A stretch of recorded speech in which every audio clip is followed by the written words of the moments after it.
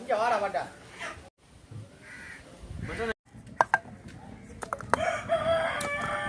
இப்படி போட்டு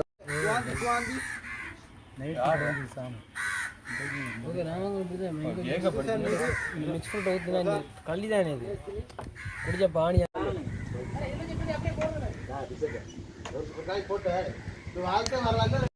திருப்பி பாரு